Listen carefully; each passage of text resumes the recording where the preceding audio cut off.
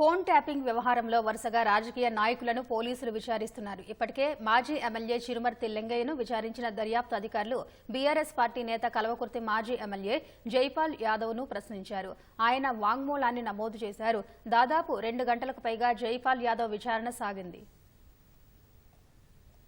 Phone tapping కేసులో నిందితులతో phone సంభాషణ కొనసాగించిన BRS నేతలను ప్రశ్నిస్తున్నారు. 2 రోజుల కిందట నకిరేకల్ మాజీ ఎమ్మెల్యే చిరుమర్తి లింగయ్యను ప్రశ్నించిన అధికారులు ఈ కేసులో నిందితుడు సస్పెండ్ అయిన అదనపు ఎస్పీ తిరుపతన్నకు ఎమ్మెల్యే వేముల వీరేశం అనుచరుల ఫోన్ నెంబర్లు ఇవ్వడంపై విచారణ జరిపి ఆయన వాంగ్మూలం నమోదు చేశారు. తిరుపతన్న ఫోన్ డేటా ఆధారంగానే కల్వకుర్తి మాజీ ఎమ్మెల్యే జైపాల్ యాదవ్ ను తాజాగా ప్రశ్నించారు. జైపాల్ యాదవ్ ఫోన్ నుంచి తిరుపతన్నకు కొన్ని నెంబర్లు వెళ్లినట్లు గుర్తించిన అధికారులు వాటిని ఎందుకు పంపారు అని విచారణ జరిపినట్టు సమాచారం.